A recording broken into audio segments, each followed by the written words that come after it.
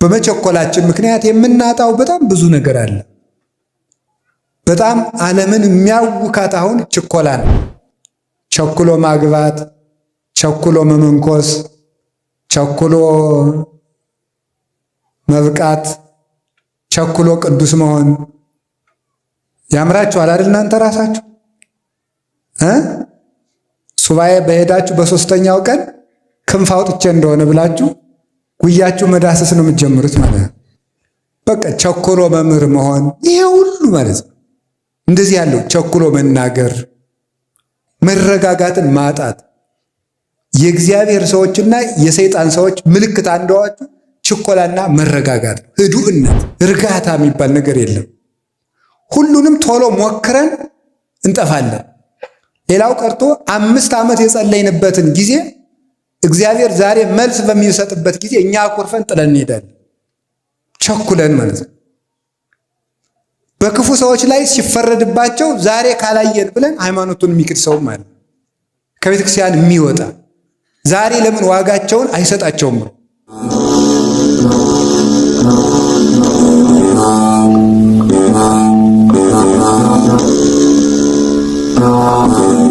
አምላክ በሚሆን በአብ በወልድ በመንፈስ ቅዱስ ስም እንደምን ቆያችሁ? እንደምን አመሻችሁ? እግዚአብሔር አምላካችን በሀብት ስቦ በረድኤት አቅርቦ እንድንሰባሰብ በስሙ እንድንሰበሰብ ስለፈቀደልን ስሙ የተመሰገነ ይሁን። በመካከላችን ተገኝቶ እንዲያስተምረን ቅዱስ ፈቃዱ ይሁንልን። ወደ የቤታችን ለመመለስ ጊዜው አጭር በመሆኑ አጠር ያለ መልእክት እንማማራለን ማለት ነውና እሷን ይዘን እንጨርሳለን። ወኩሉ ዘቦቱ ትምህርት ለያዕቆብ ውእቱ ወዘአልቦ ትምህርት ለላባ ውእቱ በሚደርስ እንማማራለን። ምልክት ያላቸው በጎች ለያዕቆብ፣ ምልክት የሌላቸው በጎች ለላባ በሉ። አንድ ጊዜ ምልክት ያላቸው በጎች በሉ። ለያዕቆብ፣ ምልክት የሌላቸው በጎች ለማን? እስኪ አንድ ጊዜ በሉ እንደገና። ምልክት ያላቸው በጎች ለያዕቆብ፣ ምልክት የሌላቸው በጎች ለማን? 3 እናድርገው። ምልክት ያላቸው በጎች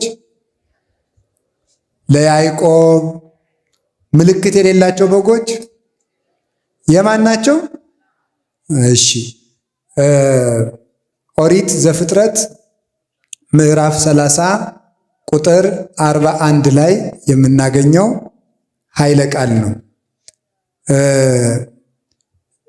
ይህንን ኃይለ ቃል በዘመኑ ሳይኖር ለቅዱሳን እግዚአብሔር በሚሰጠው መንፈሳዊ ዓይን ተቃኝቶ የጻፈልን አባታችን ሙሴ ነው። በዚህ አጭር የትምህርት ጊዜ የምናየው አባታችን ያዕቆብ ካደረገው ወይም ከገጠመው አንድ መንፈሳዊ ታሪክ የሚሆነንን መንፈሳዊ መልእክት ነው የምናየው። ያዕቆብን ሁላችሁ ታውቁታላችሁ። የይስሐቅ ታናሹ ልጅ ነው። ያዕቆብና ኤሳው ይዋደዳሉ። ኤሳውን ይስሐቅ ይወዳል። ርብቃ ያዕቆብን ትወዳለች። ኤሳው አደን ያድን ነበረ። እያደነ አባቱ ይስሐቅን ይመግብ ነበረ። ያዕቆብ ደግሞ በቤት ውስጥ ለእናቱ ውሃ እየቀዳ እሳት እያነደደ ይውል ስለነበረ እናቱ ርብቃ የምትወደው ያዕቆብን ነው። እናቶቻችን በቤት የሚረዳቸውን ይወዳሉ። አባቶቻችን በውጭ የሚረዳቸውን ይወዳሉ። ከዚህ የተነሳ ሲሆን ለያዕቆብ ብኩርና አልነበረውም፣ ታናሽ ነው። ለኤሳው ብኩርና አለው። ብኩርና የታላቅ ልጅ ወይም የመጀመሪያው የእናቱን ማህፀን የሚከፍት በኩር ይባላል። አለቃ ማለት ነው። አለቃ የበላይ ራስ አዛዥ ማለት ነው። በኩር ማለት ነው። መጀመሪያ ለተወለዱ ልጆች እግዚአብሔር የሰጠው ስልጣን ነው። ይሄ የሃይማኖትና የበረከትም ምልክት ነው። ይህንን ሲሆን እንግዲህ ከዕለታት አንድ ቀን ኤሳው አደን ውሎ ሲመጣ ያዕቆብ ምስር ንፍሮ ዳቦ በሽሮ እየበላ አገኘው። ስጠኝ ምበላው አለው። ብኩርናህን ስጠኝ አለው። ታላቅነት ማለት ነው። ታላቅነት፣ በረከት፣ የበላይነት ማለት ነው። የእግዚአብሔር ሰው የመሆን ምስጢር ማለት ነው። አይ ምን ብኩርና ትለኛለህ? በዚህ ብኩርናዬ ምን ተጠቅሜበታለሁ መሰለ? ውሰደው አለው። የእግዚአብሔርን ስም ጥራና በመሐላ ስጠኝ አለው። ምሎ አስረከበው። ትዕግስት አጥቶ ነው። ትንሽ ቢቆይ ኑሮ እናቱ መታ ትሰጠው ነበረ። በመቸኮሉ ግን ክብሩን ለምስር አጥተዋል ማለት ነው። በመቸኮላችን ምክንያት የምናጣው በጣም ብዙ ነገር አለ። በጣም ዓለምን የሚያውካት አሁን ችኮላ ነው። ቸኩሎ ማግባት፣ ቸኩሎ መመንኮስ፣ ቸኩሎ መብቃት፣ ቸኩሎ ቅዱስ መሆን ያምራችኋል አይደል? እናንተ ራሳችሁ ሱባኤ በሄዳችሁ በሶስተኛው ቀን ክንፍ አውጥቼ እንደሆነ ብላችሁ ጉያችሁ መዳሰስ ነው የምትጀምሩት ማለት ነው። በቃ ቸኩሎ መምህር መሆን ይሄ ሁሉ ማለት ነው። እንደዚህ ያለው ቸኩሎ መናገር፣ መረጋጋትን ማጣት የእግዚአብሔር ሰዎችና የሰይጣን ሰዎች ምልክት አንደዋቹ ችኮላና መረጋጋት፣ ህዱእነት፣ ህድአት፣ መረጋጋት፣ ጸጥታ። ሊቃውንቱ ምን ይላሉ? ለመናፍቃን ህድአት የላቸውም። እርጋታ የሚባል ነገር የለም። ሁሉንም ቶሎ ሞክረን እንጠፋለን። ሌላው ቀርቶ 5 ዓመት የጸለይንበትን ጊዜ እግዚአብሔር ዛሬ መልስ በሚሰጥበት ጊዜ እኛ አኩርፈን ጥለን እንሄዳለን። ቸኩለን ማለት ነው። በክፉ ሰዎች ላይ ሲፈረድባቸው ዛሬ ካላየን ብለን ሃይማኖቱን የሚክድ ሰውም አለ። ከቤተክርስቲያን የሚወጣ ዛሬ ለምን ዋጋቸውን አይሰጣቸውም? ዲዮቅልጥያኖስ የተባለው ንጉሥ ቤተክርስቲያንን ያን ያህል የክርስቲያኖችን አካላቸውን እንዳክርማ እየሰነጠቀ ደማቸውን እንደ ውሃ ሲያፈስ የነበር በመቸኮሉ ነው። መቸኮል ከሃይማኖት ያወጣል። ለምንድነው እንደዚህ ያደረገው? አባ አጋጊዮስ የሚባል ሰው ነበር፣ ጳጳስ። በዘመኑ የነበረው ዲዮቅልጥያኖስ ከፋርስ ንጉሥ ጋር ተዋግቶ የፋርሱን ንጉሥ ልጅ ማርኮ አምጥቶ ለጳጳሱ ለአባ አጋጊዮስ ጠብቅልኝ ብሎ ሰጠው። ጠብቅልኝ ብሎ ሲሰጠው ያኛው ንጉሥ መጣና ወርቅ ሰጥቶ ልጁን ይዞት ሄደ። ለጳጳሱ ወርቅ ሰጥቶ ዲዮቅልጥያኖስ ክርስቲያን ነው እኮ መጥቶ ሲጠይቀው ያ ልጅ እሳ ሲለው ሙቶ ቀብሬዋለሁ አለ። በሌላ ጊዜ ጦርነት ተነስቶ የዚያን ንጉሥ ልጅ ዲዮቅልጥያኖስ ማርኮ አምጥቶ ቤት አስቀምጦ ጳጳሱን ያ ልጅ እሳ አለው ሙቶ ቀብሬዋለሁ አለው። ለካ እንዲያሉ እየቀለዱ ነው የሚቀድሱት። እንዲያሉ የቀደሱ ነው ክርስቲያንን የሚሉ። ይሄ ሰውዬ ቅዳሴ ይግባና እግዚአብሔር ካልቀሰፈው እኔ ሃይማኖቴን እክዳለሁ አለ። ቅዳሴ ገባ፣ ቀድሶ ወጣ፣ ምንም አልሆነም። ስለዚህ ይሄ ሰውዬ ዋሽቶ ወርቅ ተቀብሎ ያለውን የለም የሌለውን አለ ብሎ ክዶ ሲቀድስ እግዚአብሔር ካልቀሰፈው የክርስቲያኖች አምላክ ስተት ነው ብሎ አብያተ ክርስቲያናት ይዘጉ፣ የጣዖታት ቤቶች ይከፈቱ ብሎ ያን ያህል ደም እንደ ውሃ ሲያፈስ የነበር በዚህ ምክንያት ነው። ቆይቶ ግን ትንሽ ቢታገስ አባ አጋጊዮስ በመልአኩ ተቀስፏል። ትዕግስት አጥቶ ግን እሱ ሃይማኖትን ክዶ ቤተክርስቲያን ያን ያህል አሰቃያት ማለት። እግዚአብሔር ደግሞ ኃጢአተኛ ካህንን ቤተ መቅደስ ላይ ወዲያው አይቀስፍም። ለምን? ምዕመናን እንዳይሰናከሉ፣ ቤተ ክርስቲያን የአሕዛብ መሳቂያ እንዳትሆን። አየው ዋጋውን ሲሰጠው እየተባለ ክህነት መሳለቂያ እንዳይሆን። ሳቅ ወስላቀ ላጓሪን እንዳለ ያንድ ካህን መዋረድ ለቤተ ክርስቲያን ውርደት ነው። ያንድ አባት መሰደብ የቤተ ክርስቲያን ስድብ ነው። ለዚያ ብሎ እግዚአብሔር ካህኑን ከነ ኃጢአቱ ይጠብቀዋል። እኛ ግን በመቸኮላችን ምክንያት ቸኩለን እግዚአብሔር ካለ ለምን እነዚህን ጠርጎ ያስወጣቸው ለምን አይገላቸውም ብሎ ቸኩሎ ከቤተክርስቲያን የሚወጣ ሰው። ቤተክርስቲያኒቱ ትክክል ስላልሆነች ነው እንጂ የሚሰርቁ የሚያመነዝሩ የሚጠነቁሉ ካህናት ተቀምጠው እግዚአብሔር ዝም ያለ ቤተክርስቲያኒቱ ትክክል ስላልሆነች ነው ብለው መናፍቃኑ ይህንን መሳሪያ ተጠቅመው ቤተክርስቲያንን እግዚአብሔር ትቷታል ብለው ከቤተክርስቲያን የሚያስወጡ ሰዎች አሉ። እንዴት እግዚአብሔር በእነዚህ ካህናት፣ በእነዚህ ዘማውያን፣ በእነዚህ አመንዝራዎች፣ በእነዚህ ገንዘብ ወዳጅ ጳጳሳት፣ በእነዚህ ዘረኞች አድሮ እንዴት ይኖራል? ቤተክርስቲያኒቱማ ከቀረች ስንት ዓመቷ የሚሉ ሰዎች አሉ። መንደር ለመንደር እየገቡ እንዲህ የሚያደርጉ ግን ቅዱስ ጳውሎስ እንዳለ ወኩሉ ጾሮ ይጸውር። እኔ ራሴ ያጋጥሞኛል በእውነት ማለት ነው። ስጋው ደግሞ አልቀበልም በቃ በካህናት ላይ በማየው ችግር ምክንያት እኔ አልቆርብም ያሉ ምዕመናን አጋጥሞኝ ያውቃል። ግን ወኩሉ ጾሮ ይጸውር ገላትያ 6 ያለ ሰው ሁሉ የየራሱን ሸክም ይሸከማል። አንድ ንስሐ ልጅ የንስሐ አባቱን መሬት የእኩል ይዞ ሲያርስ የእኩል ይዞ ያርሳል። አንድ ቀን ሲያርስ ወርቅ በድስት ተቀብሮ አገኘ። ለሎሌው ይህ ወርቅ የንስሐ አባታችን ስለሆነ እንካ ወስደህ ስጣቸው ብሎ ሰጡ። እሳቸው ወርቁን ተቀበሉና አይ ይገለኛል፣ ማን ነው ይካፈለኛል ሲሉ ያንን ሎሌውን ገደሉት። ወርቁን መብላት ሌላ ወንጀል ሳያካፍሉ እደግልኝ ብሎ ማካፈል ሲገባ ልጁን መግደል ሌላ ኃጢአት። ይሄንን ሲያደርጉ እንግዲህ ይሄንን ይዘው ሲቀድሱ እግዚአብሔር ዝም የሚላቸው ከሆነ እኔ አልቆርብም፣ ቁርባኑ የሚቅር ቅዳሴው የሚቅር ሁሉም የይስሙላ ነው አለ ሰው። በጣም ንጹህ ምዕመን ስለሆነ እግዚአብሔር በዚህ ምክንያት ከቤተክርስቲያን ወጥቶ እንዲቀር ስላልፈለገ አንድ ቀን በራእይ ተገልጦ መልአኩ ምን አለ? ይሄ ምንጩ የወርቅ የሆነ ውሃው ንጹህ የሆነ መቅጃው ደግሞ የወርቅ የሆነ በወርቅ ማንኪያ ውሃ እየቀዳ ሰውነቱ እጁ ቁስል የሆነ ሰውዬ እንካ ጠጣ ሲለው ያ እኔ አልጠጣም እጸይፈዋለሁ አለ። እንዴ ገንዳው ንጹህ፣ ምንጩ ንጹህ፣ ውሃው ንጹህ፣ ማንኪያው ንጹህ፣ ከቁስሉ ምን አለ ዝም ብለህ ጠጣ አለ። ከዚያ በኋላ ነቅቶ ምን እንዳለ ታውቃላችሁ? ምንጩ ንጹህ ቤተ ክርስቲያን ናት። ውሃው ንጹህ ኢየሱስ ክርስቶስ ነው። ማንኪያው ንጹህ የተባለ የሐዋርያት ክህነት ቄስ ቢረክስ ክህነት አይረክስም። ቁስል የተባለ የካህኑ ኃጢአት ነው። እኔ ምን አገባኝ ብሎ ስጋው ደግሞ ተቀብሏል። ለካ ቅዱስ ጳውሎስ ሰው የየራሱን ሸክም ይሸከማል ያለው ይህን ነው አለ። ሰው የየራሱን ሸክም ይሸከማልና ቄሱ የራሱን ይሸከማል ብሎ ከቤተ ክርስቲያኑ ጸንቶ ኖረ።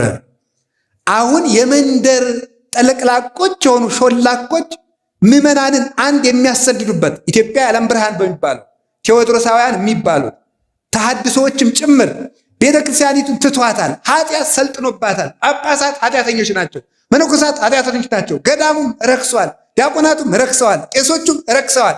ስለዚህ የክርስቶስ ቤተክርስቲያን አይደለችም ብለው ስለሚሉን ቸኩለን መቅሰፍት ባለማየታችን ከቤተ ክርስቲያን እንደ ኤሳው ቸኩለን እንዳንወጣ እግዚአብሔር ይጠብቀን። አንዳንዱ ምስር ብሎ ማለት አንዳንዱ ምስር ብሎ ለስሜቱ ለስግብግብነቱ ወጣ። ያዕቆብ ያንን ተግቶ ቢፈልገው አላገኘውም። እዚህ በኋላ ይስሐቅ ልመርቅህ አለ። ና ልመርቅህ አለው። እየሮጠ ሄደ። ሊያድን ሲሄድ ያዕቆብ ቶሎ ብሎ ኤሳው አድኖ እስከሚመጣ ድረስ አርዶ አወራዶ ለአባቱ ሰጠው። የማንን? የኤሳውን ልብስ ለብሶ አጥቴና ማዛው ለወልድ የጥቀ እንቁቀ ከመጼና ገዳም ዘባረኮ እግዚአብሔር እምነጠሉ ለሰማይ ወምነ ስፋሃ ለምድር ይኩን በረከትከ። እንዲህ ያለ በረከት ይስጥህ ልጄ ብሎ መረቀው። ፈጥኖ ስለደረሰ ትልቁ ልጁ ሳይደርስ ታናሹ ልጁ አባቱን አስደሰተ። አባ ጊዮርጊስ ዘጋስጫ ኤሳው የአዳም ምሳሌ ነው፣ ይስሐቅ የእግዚአብሔር ምሳሌ ነው። ታላቁ ልጁ ፈጣሪውን አላስደሰተም፣ አዳም ፈጣሪውን አስከፋ። ታናሹ ልጅ የታላቁን ልብስ ለብሶ አባቱን ደስ አሰኘ ማለት የአዳምን ስጋ ለብሶ ለአባቱ ራሱን የተወደደ መስዋዕት አድርጎ ያቀረበ ክርስቶስ። ከዚያ በኋላ በረከት ለምድር ተሰጠ። የያዕቆብ ልጆች በዚህ 12 ልጆች በያዕቆብ በረከት ተባረኩ። እሱ የታላቅ ወንድሙን ልብስ ለብሶ ለአባቱ ባቀረበው ምግብ ባገኘው በረከት የሱ ልጆች በረከትን አገኙ። መላው እስራኤል ተባረኩ። ክርስቶስ ለአባቱ ባቀረበው የኛን ስጋ ለብሶ ባቀረበው መስዋዕት 12ቱ ሐዋርያት ተባረኩ። በእነሱ በረከት ቤተክርስቲያን ጸንታ ትኖራለች። እግዚአብሔር ለያዕቆብ የሰጠው የበረከት ቀጠሮ በቤተክርስቲያን ጸንቶ ይገኛል ይላል ቅዱስ ዮሐንስ አፈወርቅ። በቤተክርስቲያን ጸንቶ ይገኛል። ማርና ወተት የምታፈስ ምድር አልሰጠውም። ከሰማይ ጠል ከምድር በረከት ሁሉ አልሰጠውም ለያዕቆብ። ለያዕቆብ የሰጠው በረከቱ ምንድን ነው ከተባለ ቤተክርስቲያን ውስጥ የሚገኘው የቤተክርስቲያን በረከት ነው። ይሄንን በረከት ሰጠው። በኋላ ሊገለው ሲፈልገው ተሰዶ ሄደ። ሂድ ወደዚያ ወደ አጎት ሂድ አለው። ሄደ። መንገድ ላይ ተንተርሶ መንገድ ላይ ሲደርስ መሸበት፣ እንቅልፍ መጣበት። ከመንገድ ዘወር ብሎ ተኛ። እንደተኛ ከተንተራሳት ደንጊያ ላይ መሰላል ከምድር እስከ ሰማይ ተተክላ መላእክት በውስጧ ሲወርዱባት ሲወጡባት ከጫፏ ላይ እግዚአብሔር ተቀምጦባት አየ። ይህ ስፍራ ታላቅ ነው። ዛቲኑ ሆታ ለሰማይ፣ ይህች የሰማይ ደጅ ናት። ይህ ሰማይ ደጅ ነው። ዘይት ሐነጽ ቤተ እግዚአብሔር ብሎ እዚያ ላይ ዘይት አፍሶ ያዕቆብ ስደቱን ቀጠለ። እየተረጎምን ለመሄድ ይቺ መሰላል እመቤታችን ቅድስት ድንግል ማርያም ናት። መሰላል በማለዳው ክፍለ ጊዜ እንደተማርነው የላዩ ወደ ታች እንደሚወርድ አምላክ ሰው ሆኖባታል። የታቹ ወደ ላይ እንደሚወጣ ሰው አምላክ የሆነው በእሷ ንጽህና ነው። የወርቅ መሆኗ የእሷ ንጽህናዋ ቅድስናዋ ነውር የሌለባት መሆኗ ነው። ላይ ጫፏ ላይ ያለው የመሰላሉ ራስ የድንግል ማርያም ሕሊና ነው። እንደምታስታውሱት ቅዱስ ጳውሎስ ምን ይላል? የሴት ሁሉ ራስ ወንድ ነው ይላል። የሴት ሁሉ ራስ ወንድ ነው አይደል እንዴ? አይደለም ነው ባትሉም ነው። የሴት ሁሉ ራስ ወንድ ነው ማለት ምን ማለት? ሴት ልጅ ለሔዋንነት ከደረሰች በሙሉ አይምሯ ወንድ ነው የሚያስብ ማለት ነው፣ ሌላ አይደለም። የሴት ራሷ ወንድ ነው ማለት ይሄ ነው ማለት አይደለም ነው።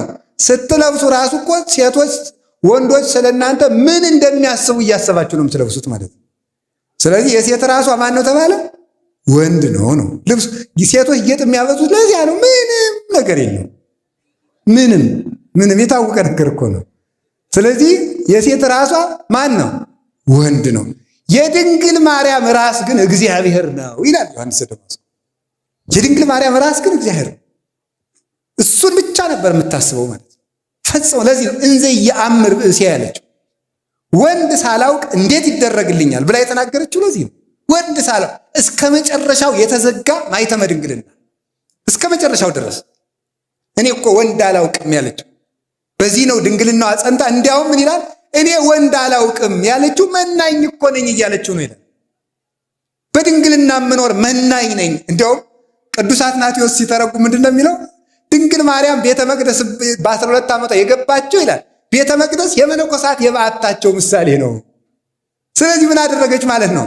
እሷ ገና ከእናቷ ማኅፀን ጀምሮ ቤተ መቅደስ ገብታ መኖሯ፣ በዚያም ጸንታ መቆይቷ መነኮሳት ከእናታቸው ማኅፀን ጀምረው በድንግልና ጸንተው በበዓት ጸንተው ለመኖራቸው ነው። ስለዚህ ወይነስው ደናግለ ድኅሪሃ፣ እሷ ድንግል ትሆናለች። እሷን እየተከተሉ ሌሎች ደናግል ይከተሏታል። የደናግል መመኪያቸው ያሰኛት ይሄ ነው። ፊት አውራሪ የሆነችው በዚህ ምክንያት ነው። ሰማይን የከፈተችው መሰላል እርሷ ናት። ሰማይን የከፈተችው መልአክን ከሰው ጋር ያነጋገረች፣ ሰውን ከመልአክ ጋር ያደጋገረች፣ መልአክ ወደ ሰው ወጣባት። ያዕቆብ ከስሯ የተኛባት ማለት ድንግል ማርያምን ተስፋ እያደረገ መሞቱ ነው። ከስሯ የተኛው ማለት ነው። ለዚህ ነው እኛ ስዕል ስንስል የኢትዮጵያ ቤተክርስቲያን ስዕል ስትስል ዘከመተ ማኅፀንም ይባላል። እታች ላይ የሚተኛ ሰው እያይታችኋል። ከእመቤታችን ስዕል ስር እዚያ ላይ ይተኛል። እመቤታችን እያዩት የተኙ የሞቱ አባቶቻችን ናቸው። ሁሉም ተስፋቸውን ሳያገኙ ሞቱ ያለ ቅዱስ ጳውሎስ። ለዚህ ነው ሁሉም ተስፋቸውን ሳያገኙ ሞቱ። እሷን ተስፋ እያደረጉ ሞቱ፣ አረፉ። ከላዩ ከጫፏ ላይ ያለውን ንጉሥ ተስፋ እያደረጉ ሕያው እግዚአብሔር መላእክትን ወደ ታች አወርዳ ሰውን መልአክን ሰው አድርጋ አንድ ማህበር ወይ ከውኑ አሃደ መርኤተ ለአሐዱ ኖላዊ፣ ለአንድ እረኛ ለክርስቶስ አንድ መንጋ ለመሆን የበቃ ነው በዚያች መሰላል ነው። ይህንን ይዞ ነው ቅዱስ ቄርሎስ መናፍቅም አንዳንድ ጊዜ ይነሳ፣ እመቤቴ ይነሳ፣ ጥሩ ነው። እንዲያውም ቅዱስ ዮሐንስ አፈወርቅ ይላል መናፍቃን እናመሰግናችኋለን፣ ለእናንተ መልስ ለመስጠት የረሳናቸውን መጻሕፍት ሁሉ እንድንመረምር አድርጋችሁና ጠቀማችሁን፣ እሰይ ኑ ይላችኋል። ኑ እንመልስላችኋለን።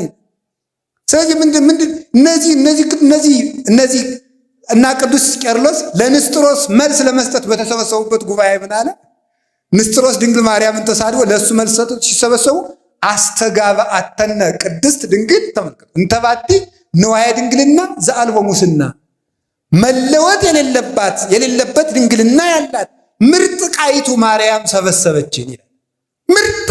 ምርጥ ቃ ይሏችኋል እኮ ውድ ነገር የሚቀመጥበት ነው።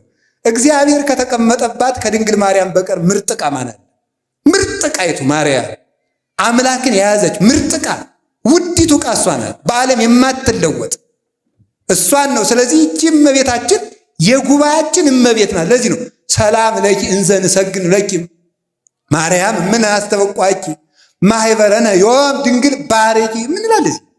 ማህበራችን ባርኪ። የማህበር እመቤታችን የጉባኤ እናት እመቤታችን። ከታች ያዕቆብ አለ፣ ከላይ መልአክ ይወርዳል።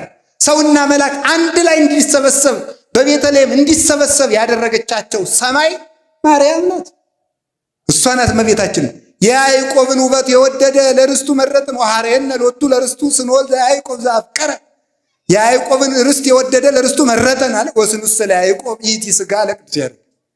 የያዕቆብን ርስት የወደደ ለርስቱ መረጠን ሲል ቅዱስ ዳዊት ያቺ የያዕቆብ ውበት እኮ ክርስቶስ ከድንግል ማርያም የነስታት ሥጋ ናት አለ። እንዲህ አድርጎ እግዚአብሔር የመረጠን ለርስት የተመረጥንባት አበው ደግሞ። ስለዚህ ምን አሉ አባቶቻችን ደግሞ ሌላ ይተረጉሙታል። አይ መሰላል ሁለት ነው ያለው፣ እንደዚህና እንደዚህ ያለ ሁለት የቆመ ነገር አለው። እነዚህ ሃይማኖትና ምግባር ናቸው። አማን ላይ ያሉት እርከኖቹ እነ ትሕትና፣ እነ ንጽሕና፣ እነ ቅድስና፣ እነ የዋሃት ናቸው። በዚያ የሚወጡት መላእክት ደግሞ መምህራን ናቸው። ብሉይና አዲስ ናቸው ይላሉ ሁለቱ። እነዚህ ብሉይና አዲስን ቋሚ እንጨት ያረጉና እነ ትሕትናን እርከን ያረጉና እነ ፍቅርን እርከን ያረጉና እነ ንጽሕናን እርከን ያረጉና በእመቤታችን ምስጢር ከእግዚአብሔር የምስጢር ባሕር ይቀዱና እንደገና በእሷ መሰላልነት አውርደው ምስጢር የሚቀዱ ሊቃውንት እነዚህ ምን ይባላሉ? የሚወጡ የሚወርዱ መላእክት ይባላሉ። እንድንወጣና እንድንወርድ ያበቃችን ማናት? እመቤታችን። ተመልከቱ፣ ምቅዳህ ዘምስጢር ያላት ቅዱስ ያሬድ ለዚህ ነው። የምስጢር መቅጃ አላት። ተመልከቱ፣ ውሃን በምን ይጠጡታል? በመቅጃ። ውሻ ከሆንክ ደግሞ ተጎንብሰህ ትጠጣለህ። ሰው ከሆንክ ግን በመቅጃ ትጠጣለህ። ድንግል ተጎንብሰው የሚጠጡትን ለጦርነት እንዳትወስዳቸው እኮ ነው። ራስ የጠጣለሁ የሚለውን በእጁ ሳይሆን ተጎንብሶ የሚጠጣውን እንዳትወስደው ብሎታል ጌዴዎን። የምስጢር መቅጃዋ እመቤታችን ናት። ቀርተን የጠጣንባት እግዚአብሔር በእኛ መጠን እንዲገለጥ ያደረገችው እርሷ ናት። ያዕቆብ እንደዚያ ተሰዶ ሄደ። ከሄደበት ሀገር ከጉድጓዱ ደረሰ። ከጉድጓዱ ሲደርስ እረኞች ተሰብስበው ለትልቅ 60 ሰዎች 50 ሰዎች የሚያነሱት ድንጋይ የተገጠመ የውሃ ጉድጓድ አገኙ። እረኞች ከፍተው እንዳያጠጡ ጨነቃቸው። ምን ይደረግ? በጎቹ ቁለጨለጫሉ። ከዛ በኋላ ምን አደረገ? ያዕቆብ ለምን አታጠጡም አላቸው። አይ ብቻችን አንችልም አለ። ኃያል ነው ያዕቆብ። ብቻውን ያን ድንጋይ ያነሳና አጠጣላቸው። ይህ ያዕቆብ ኢየሱስ ክርስቶስ ነው። የውሃ ጉድጓድ ቤተ ክርስቲያን ናት። በጎቹ ክርስቶስ እየጠማቸው 5000 ዘመን የተራቡ የአባቶቻችን ነፍሳት ናቸው። ከፍተው ላይ የተገጠመው ትልቅ ድንጋይ መርገም ነው። አበውን ተጭኖ የነበረው ከፍተው ማጠጣት አቅቷቸው የሚቁለጨለጩት እረኞች ነቢያት ናቸው። ዓለምን ማዳን ያቃታቸው ተመልከቱ። እስካበ ይመጽእ ዐቢይ ኖላዊ ያለ ቅዱስ ያሬድ። ታላቁ እረኛ ክርስቶስ እስከሚመጣ ድረስ እሱ ሲመጣ ከሰተው አስተየ መሬቶ እሱ መርገሙን አነሳና አጠጣቸው። በወገቡ ታላቁ እረኛ ያለ ተመልከቱ። ያለው ያዕቆብ እስኪመጣ ድረስ ሁሉ አልተከፈተም። ክርስቶስ እስኪመጣ ድረስ የምሕረት ይቅርታ አልተሰጠም። እርግማን በላያችን ላይ ነበር። እርግማናችንን አንከባሎ አያችሁ ልብበል ጎበዝ እያስተዋላችሁ ነው። መቤቴ ይኸውላችሁ የእርግማኑን ድንጋይ ከማንሳቱ በፊት ምን አይቷል? መሰላሏን አይቷል። ክርስቶስ እርግማናችንን አስወገደልን ከማለት በፊት ድንግል ማርያምን መረጣት ማለት ይቀድማል። ለዚህ ነው አባቶቻችን ያዕቆብ ከፍቶ አጠጣ ከማለት በፊት እረኞቹ ይቁለጨለጩ ነበር ማለት ይቀድማል። ይህን ሊቃውንት ብለው ይተረጉሙታል። እንዲህ ብለው ይተረጉሙታል። ምን ብለው? ሰው ይላሉ አባቶች፣ ሰው ከነገረ ክርስቶስ አስቀድሞ ነገረ ማርያምን መማር አለበት።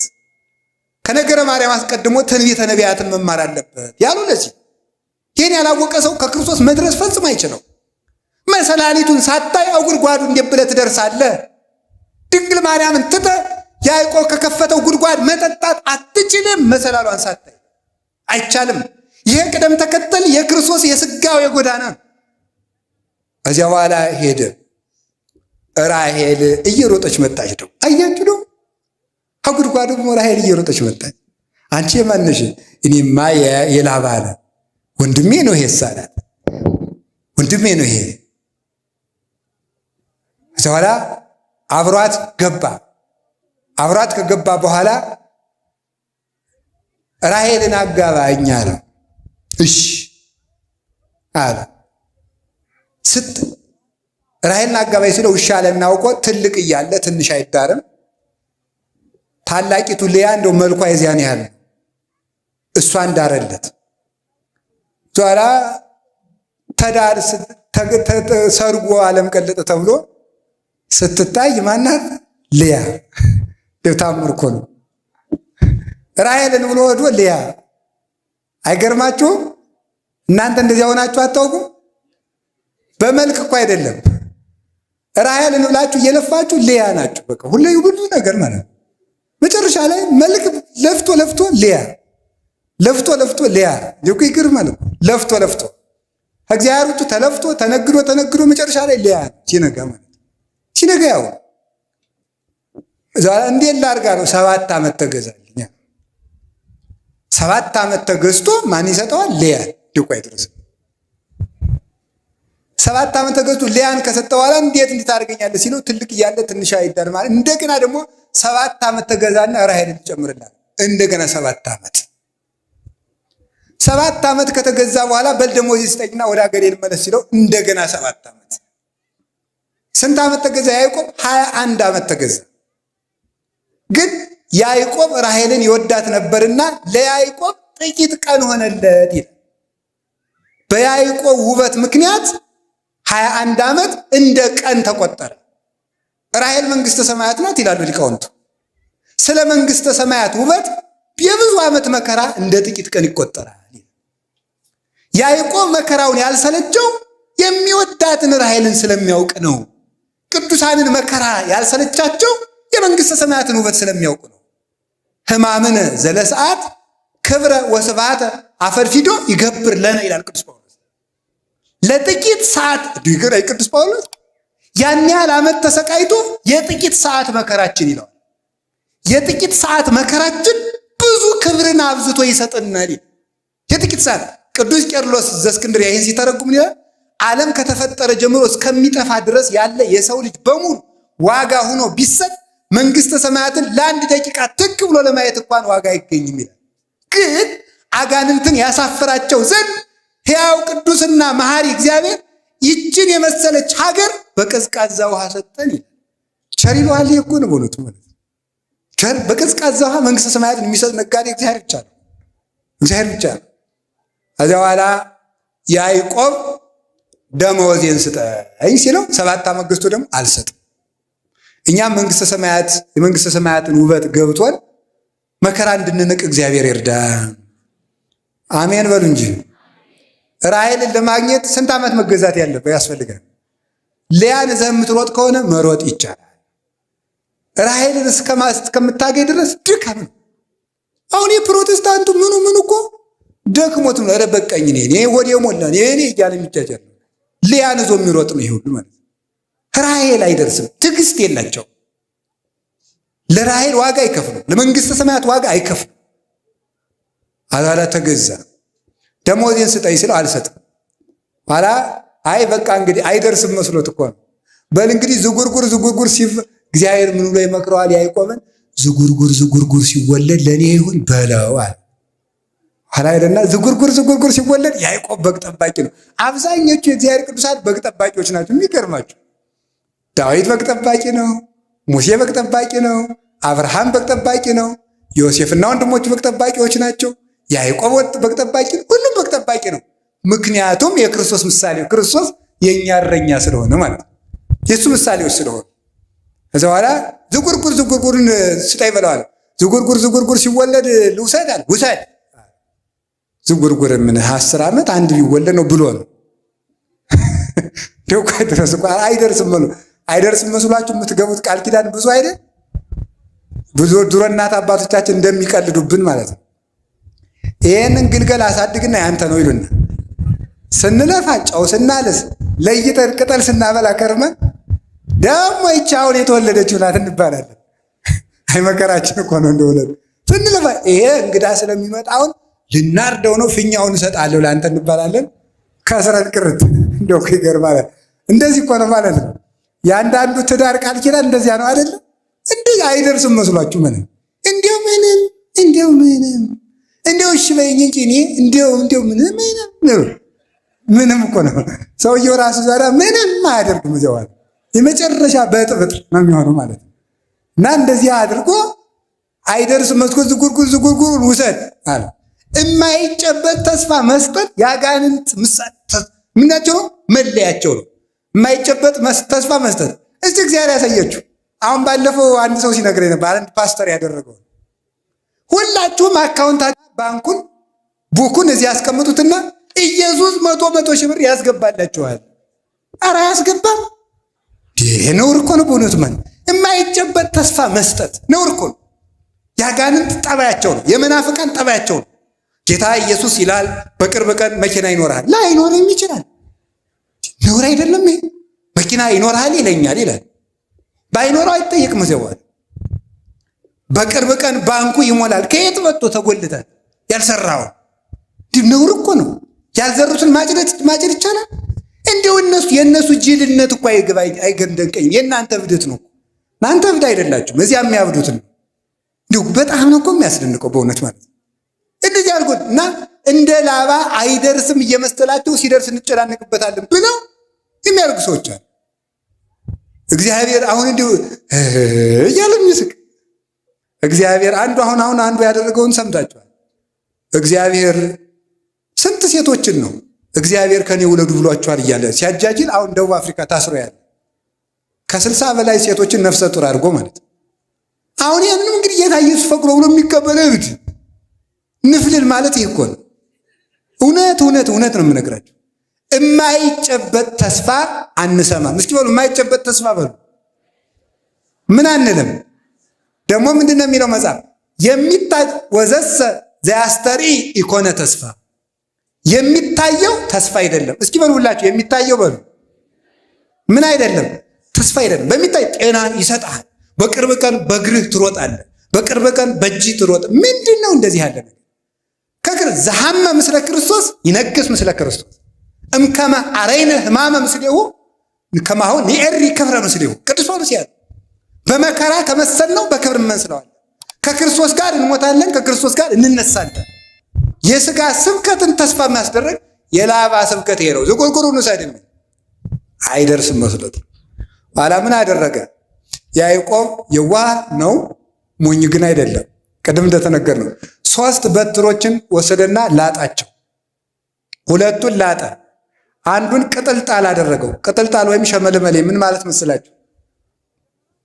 አሁን የሆነ ጫፍ ላይ ይልጠዋል፣ ቀጥሎ አይልጠውም፣ ይቀርጸዋል ማለት ዝጉርጉር ማለት ነው። ኋላ እነዚያን አንድ ነው በደንብ አድርጋችሁ እንድሰሙ። 2ቱ ተልጧል፣ አንዱ ብቻ ነው ወስዶ አገንዳው ያደርገዋል። አገንዳው ሲያደርገው በጎቹ ያንን እያዩ እንዲጠጡ ያደርጋቸው። ሲጠጡ ደግሞ አውራ በጎች መጥተው አንድ እንዲሆኑ ያደርጋቸዋል።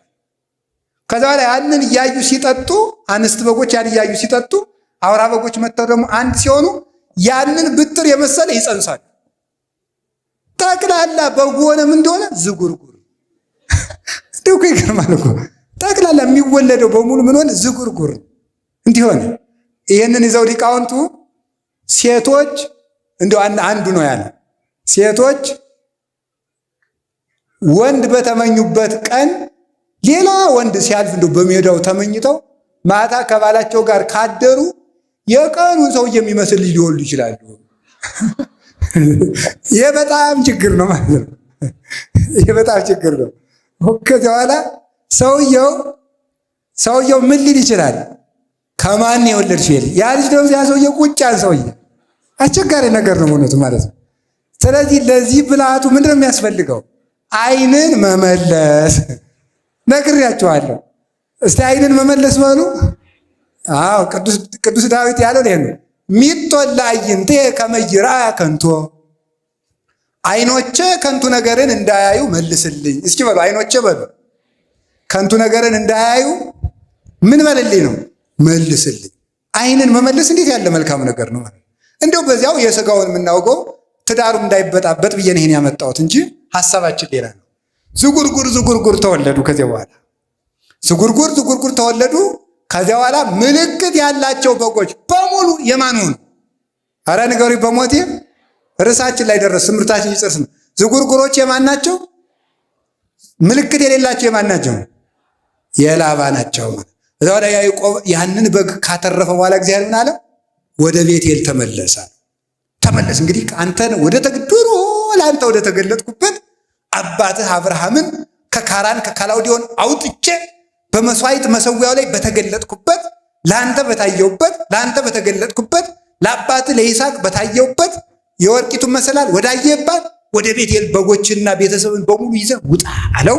አባታችን ያዕቆብ ብዙ ነፍስ ሆኖ ዘመድ አፍርቶ ልጆቹን ይዞ በጎችን አስከትሎ በጣም ብዙ ሺህ በጎችን ይዞ ወደ ቤቴል ተመለሰ። እኛንም ሁላችንን የሚመልሰን እግዚአብሔር። ምስጢሩን እነጋገርና እንጨርስ። ይሄ ላባ የተባለ እንግዲህ የተመልከቱ፣ ላባ ዲያብሎስ ነው። ላባ የተባለ ዲያብሎስ ነው። በደንብ ብላችሁ ስሙ። ላባ የተባለ ዲያብሎስ ነው። ያዕቆብ የእግዚአብሔር ምሳሌ ነው። እግዚአብሔር ምሳሌ ነው።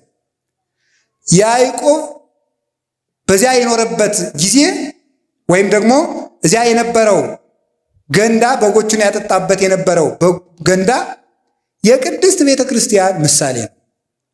ውሃው የጥምቀት ምሳሌ ነው። በጎቹ ምዕመናን ናቸው። አውራ በግ የተባሉ መምህራን ናቸው። እነዚህ መምህራን ናቸው። ያ በትር የተባለ ሁለቱ የተላጡት የተባሉት አብና መንፈስ ቅዱስ ናቸው። አንዱ የተዝጎረጎረው የተባለ ወልድ ነው፣ ሰውም አምላክም ነውና ወልድ እሁዬ ጻዕዳ ወቀይህ፣ ልጅ ወንድሜ ቀይና ነጭ ነው። ማቴዎስ መኃልየ 5:8 ላይ ልጅ ወንድሜ ቀይም ነጭም ነው፣ አምላክም ሰውም ነው። አምላክም ሰውም ነው። ዝጉርጉር የተባለ እሱ ነው። እሱን እያሳየ ያጠጣቸው ነበር ማለት ክርስቶስን እያስተማሩ ያጠምቋቸዋል። ሂዱና ዓለምን ወንጌል አስተምራችሁ ደቀ መዛሙርት ያድርጓቸው ስላለ ክርስቶስን እያስተማሩ ክርስቶስን እየሰበኩ በልቡናቸው እያሳደሩ በክርስቶስ ስም እየጠሩ እክህደከ ሰይጣን እያሉ አምን በከ ክርስቶስ አምላኬ እያሉ አጋንንትን እያስካዱ ላባን እያስካዱ ዲያብሎስን እያስካዱ ክርስቶስን እየሰበኩ ያጠምቋቸዋል። በጎቹ ተመልከቱ፣ በጎቹ ምን ይጸንሳሉ ሲባል ዝጉርጉር በትሩን የመሰለ ይጸንሳሉ ማለት ክርስቲያኖች ከቤተ ክርስቲያን ክርስቶስን እየመሰሉ ይወለዳሉ ማለት ነው። ክርስቶስን እየመሰሉ ይወለዳሉ ማለት ነው። ክርስቲያኖች ምልክት አላቸው ማለት ክርስቲያኖች ሲያዩዋቸው ክርስቶስን ይመስላሉ ማለት ነው። ክርስቶስን ይመስላሉ ማለት ነው። ከቃሉ ጋር ናችሁ። ክርስቶስን ለመምሰል ያብቃል። ሊቃውንት ደግሞ መልሰው ምን ይላሉ? በጎቹ እነዚህ ምንድን ናቸው? አውራ በጎቹ መምህራን፣ በትሩ ኢየሱስ ክርስቶስ፣ ውሃው ጥምቀት ትምህርት፣ ምዕመናን እና በጎቹ ዝጉርጉር መጽነሳቸው የክርስቶስን ትምህርት ሰምተው በልቡናቸው የማሳደራቸው ነው። ዝጉርጉር መውለዳቸው ማለት ያንን በምግባር መግለጣቸው ነው። እነሱን የመሰለ ሰው መተካታቸው ነው። እንጦንስ፣ መቃርስ፣ ጳኩሚስ፣ ቴዎድሮስ፣ አረጋዊ፣ ዮሐኒ፣ ተክለ ሃይማኖትን መውለድ ማለት ነው። ይሄንን ማድረግ መቻል ማለት ዝጉርጉር አይቶ ዝጉርጉር መጽነስ ማለት ክርስቶስን መስሎ ኑሮ ክርስቶስን የመሰለ ልጅ መተካት ማለት ነው። ሌሎች መምህራንን መተካት ሐዋርያትም ጴጥሮስ ቀሌምንጦስን፣ ጳውሎስ ጢሞቴዎስን፣ ዮሐንስ አግናጤዎስ ፖሊካርፐስን መተካት ማለት ማስመሰል ማለት ይሄ ነው። በትዳር አስመስሎ መተካት፣ በወንጌል አስመስሎ መተካት፣ በመነኮሳት አስመስሎ መተካት፣ በቤቱና አስመስሎ መተካት ጳውሊ እና አርሳኔዎስን እንደተካው ማለት እንዲያር የሚያደርጉ ምን ይባላሉ?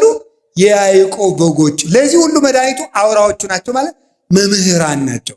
ዓለምን በጥበጥ የሚያደርጓቸው ያለ አውራ በግ መጽነስ የምትችል በግ እንደሌለች ያለ መምህር ምግባር መስራት የሚችል ምዕመን የለም። ሳይማሩ የሚያገቡ ሰዎች፣ ሳይማሩ የሚመነኩሱ ሰዎች በጥበጥ የሚያደርጉ እየሮጠ ሄድና መመንኮስ፣ እየሮጠ ሄድና ደግሞ ዘግቻለሁ ማለት ሰይጣን ሲያጨናንቀው እንዲሁ እኮ እናንተ አንድ ወር ፑሻፕ ሳትሰራ ኮማንዶ መሆን ትችላለህ? ነውር አይደለም ወይ? ነውር እኮ ነው ይሄ ማለት ነው። አየር ወለድልውን እንዴት ብለን የምትሆነው እንዲሁ እኮ አይደርስሉናል።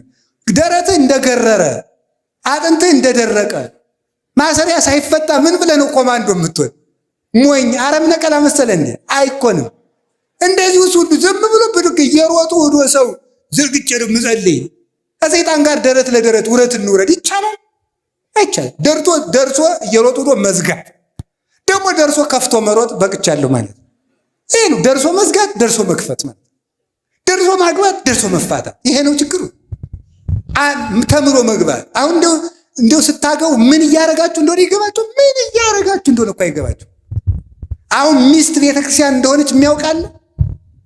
ባል ክርስቶስ እንደሆነ የሚገባው አለ? ለባሏ ስትታዘዝ ለክርስቶስ እንደምትታዘዝ የምትቆጥር ሴት አለች? ባሏን ስትንቅ ክርስቶስ እንደምትንቅ የሚገባት ሴት አለች? ሚስቱን ሲያቃልል ቤተክርስቲያንን እንደሚንቅ የሚገባው ሰው አለ? የለም። ባልና ሚስት ሲፋቱ ክርስቶስና ቤተክርስቲያን ተለያዩ ብሎ እንደ ቃል እንደሚቆጠርበት የሚረዳ ሰው አለ? የለም። እማያውቁ ያለ አውራ በጎች የጸነሱ ዝጉርጉር የሌላቸው ክርስቶስን የማይመስሉ ምዕመናን፣ ክርስቶስን የማይመስል ትዳር፣ ክርስቶስን የማይመስል ገዳም፣ ክርስቶስን የማይመስል ቤተ ክህነት፣ ክርስቶስን የማይመስል ንግድ፣ ክርስቶስን የማይመስል ንግግር፣ ክርስቶስን የማይመስል ስልጣን፣ ክርስቶስን የማይመስል አለባበስ፣ ሁለንተናችን ክርስቶስን የሚመስል ምልክት የለንም። መድኃኔዓለም ምልክት እንዲኖረን ያደርገን። ምልክት ይውላችሁ የክርስቶስ መሆናችን የሚታወቀው በትሩን መስለን በመጸነሳችን ነው። የክርስቶስ መሆናችን የሚታወቀው እሱን የምንመስልበት አንዳች ነገር። እስቲ እንደው እግዚአብሔር ያሳያችሁ፣ ክርስቶስ ያመልክታችሁ። አሜን በሉ። እንዲሁ አሁን እኔን ተውኝ፣ መቼም ግድ የለም ደግሞ እኔን ሌላ ሰው ይምከረኝ አይሻልም? እንዲህ አሁን እናንተ እስቲ አሁን ምናችሁ ክርስቶስን ይመስላል? እስቲ ንገሩኝ። ስናገር በሉ። እሺ ትመስላላችሁ? እንዴት ነው የምትሉ? ውጣ ግባ ትመስላላችሁ? ለስበላ እስኪ ስበላ በሉ ደግሞ አገሩ እንጂ ትመስላላችሁ ወይ? ሐመሯ ስለብስ እስኪ ስለብስ በሉ ትመስላላችሁ? እሺ ስትነግዱ ምን ስትሾሙ ስትጋቡ፣ አዎ ክርስቶስ ለቤተ ክርስቲያን ሞተላት። ለሚስቱ የሚሞት ባል የለም። ቤተ ክርስቲያን ለክርስቶስ መስዋዕት ትሆናለች፣ ለባሏ መስዋዕት የምትሆን የለችም። ምናችን ነው ክርስቶስን የሚመስለው ብለን መጠየቅ አለብን። ክርስቲያን ተብያ እንደው ክርስቶስን የሚመስል እናንተ በግ እኮ ጥጃ አይወልድም፣ በግ ውሻ አይወልድም። የክርስቶስ ልጆች ሆነን እንዴት የዲያብሎስ መልክ ይኖረናል? ይህንን ነው በእውነቱ ማለት ነው ጌታ ያስተማረን። ምልክት የሌላቸው በጎች ማለት ክርስቶስን የማይመስሉ ክርስቲያኖች ማለት ነው። አሁን ነገ ሁለት ነገር ነው ማስተላለፍ የፈለግኩት፣ ጨርሻለሁ ትምህርቴ። አንደኛው የክርስቶስን ስም ይዘው ክርስቶሳውያን ያልሆኑ መናፍቃን ሲመጡ ምልክታቸውን እንድታውቁት ነው። የክርስቶስ ሰው ከሆንክ ምልክት ምንድን ነው? እስቲ ይሁት ፓስተሩን ይሄ እመቤታችን የሚሰድበው ምን የሚለውን ምልክቱ ምንድን ነው? ከራባት ነው? የክርስቶስ የመሆኑ ዝላይ ነው? 24 ሰዓት መብላት ነው? እርግጫ ነው እያለ ነበር ልጅ እዚህ የሚቀርጸው ልጅ ማለት ነው። እርግጫ ነው? ቦክስ ነው? የክርስቶስ መሆን ውሸት ነው? ገንዘብ ማካበት ነው? ለቆናጽል ግበው ቦሙ ወላይዋ ፈሰማይኒ ምጽላል ቦሙ ለወልደ እጓለ እመሕያው ውስጥ አልወጡ ሀበያ ሰም ክርስቶ። እስቲ በምናቸው ነው ክርስቶስ የሚመስሉት? ክርስቶስ እኮ ማንንም የማይነቅፍ ጭምት ነው። ማንንም የማይነቅፍ ፈሪሳውያንን እንኳን የማይሳደብ የጧፍ ኩስታሪ የማያጠፋ የተቀጠቀጠ ሸንበቆ የማይሰብር ፍጹም ህዱ ነበር። ዝም የሚል እያወቀ ያላወቀ የሚመስል መኑ ጸፋከ እየተባለ የሚሰለቁበት ወታገሰ ምራቅ ርኩሰ ተብሎ የተነገረለት ወይ ጭምትነቱ የለም ወይ ትትናው የለም። ክርስቶስ ከአብ ጋር አንድ አምላክ ሲሆን አብ ይበልጠኛል ይላል። አባቶቼ ይበልጡኛል በሉ ለማለት ነው። የአሁኖቹ መጥተው ማርያምን እንበልጣታለሁ ማለት ነው የቀራቸው። እኩል ነኝ። እስቲ በሞት ያፈርሰውን ይውልኝ። አሁን ያሉ ዛሬ ያሉ በምድር ላይ ያሉ ፓስተሮችን እስቲ እንደው በመጽሐፍ ቅዱስ ካለው የሚበልጣችሁ አንድ ሰው ንገሩ ይባል የለም። አንድ የሚበልጣቸው ሚካኤል አይበልጣቸው፣ ገብርኤል አይበልጣቸው፣ ዳዊት አይበልጣቸው፣ አብርሃም አይበልጣቸው፣ ጳውሎስ አይበልጣቸው፣ ድንግል ማርያም አትበልጣቸው። የሚበልጣቸው አብ ብቻ ነው። ክርስቶስም ወንድማቸው ነው። በእነሱ ሎቱ ስብሐት። የሚበልጣቸው ማንን ከየት የመጡ ናቸው እነዚህ? ምልክታቸው የዲያብሎስ ልጆች ምልክታቸው ትዕቢት። እስኪ ትዕቢት በሉላችሁ በሉ እንጂ ንገሩኝ። ክርስቶስ ማን ያለ? አብ ከኔ ይበልጣል። እስኪ አብ ከኔ ይበልጣል በሉ። አንድ እንደሆነ ግን አብ አነ ወአብ አሐዱ ነን፣ እኔና አብ አንድ ነን አላለም ብሏል። እኔና አብ አንድ ነን ብሎ አንድ ከሆነ አባቴ ይበልጠኛል ያለ ለምንድን ነው? ከአባቶቼ እኔ አንሳለሁ በሉ ለማለት ነው። ከየትኛውም በላይ ናቸው። የሚሰማቸው ካገኙ ሲኖዶሱ ግድ የለም። እግዚኦ ሰማይና ምድር እኮ ይደነግጣሉ። ክርስቶስ ተመልከቱ፣ አንከሩ ሐራ ልዑላን ተመልከቱ፣ ሶበሬ ወለሳት ግሩ እንዘ ይትላክ ላርዳይሁ ወይ ቀንታቁሁ። አስደናቂው ግሩም እሳት እሱ ድሪቶ ታጥቆ የደቀ መዛሙርቱን እግር ሊያጠብ በተጎነበሰ ጊዜ መላእክት ደነገጡ ነው፣ አደነቁ ነው። አምላክ የፍጡርን እግር ሲያጥብ እነሱ የድንግል ማርያምን ጫማ ለመሳም አንሰግድም ይላሉ። ይሄ ነው ምልክታቸው። የላባ በጎች ምልክታቸው ይሄ ነው። የክርስቶስ መልክ የላቸውም። ትዕቢት ነው መልካቸው፣ ስድብ ነው መልካቸው፣ ነቀፋ ነው መልካቸው፣ አጉራ ዘላይነት ነው መልካቸው፣ ሆዳብነት ነው መልካቸው፣ ምቾት ነው መልካቸው። ክርስቶስ እኮ የመከራ ሰው ነው፣ እነሱ የምቾት ሰዎች ናቸው። ክርስቶስ ግን እኔን ምሰሉ ነው ያለ። ተማሩ ከኔ ተማሩ ነው ያለ። ከሱ መማር ደግሞ ምንድን ነው? እሱ ራሱን ጥሎ ነው ይኖር። ክብሩን እንደ መቀማት እንኳን አልቆጠረው። እሱን እንድንመስል ምን አለ? ወዘሳ ያፈቅራል ነፍሱ ላይ ግድፋ። ሰውነቱን የሚወድ ሰው ካለ ይጣላት። ወዘገደፋ ለነፍሱ በእንቲአየ ይረክባ። ሰውነቱን የሚወድ በገራይተ ጥምቀት በገራይተ መስቀል ይጣላት። ኋላ ብርሃን ለብሳ ብርሃን ተጎናጽፋ ያገኛታል። ስንዴ ከጭቃ ላይ ካልወደቀች አታፈራም። እኔ ካልሞትኩ እናንተም አትነሱም፣ እንዲሁ ስጋችሁን ካልገሰጻችሁ አትከብሩም ነው። እሱ መስቀል፣ እነሱ ምቾት። እሱ ትትና፣ እነሱ ትዕቢት። እሱ ፍጹም ዝም የሚል፣ እነሱ ፍጹም ተሳዳቢ። ይኸውላችሁ የያዕቆብ በጎችና የላባ በጎች ልዩነታችን ይሄ ነው። ምልክት የላቸው። ምልክት ያላቸው በጎች የያዕቆብ ናቸው። በሞት ያን ጊዜ በሉ ምልክት ያላቸው በጎች የማን ናቸው? የያዕቆብ በጎች ናቸው። ምን ምልክት አለን እኛ? አንዷ ምልክታችን ድንግል ማርያም ናት። እግዚአብሔር ምልክት ይሰጣችኋል፣ ድንግል በድንግልና ትጸንሳለች። ኢሳይያስ ምዕራፍ 7 ቁጥር 14 ላይ እግዚአብሔር ምልክት ይሰጣችኋል፣ ያቺ ምልክትም ድንግል በድንግልና መጽነሷ ነው።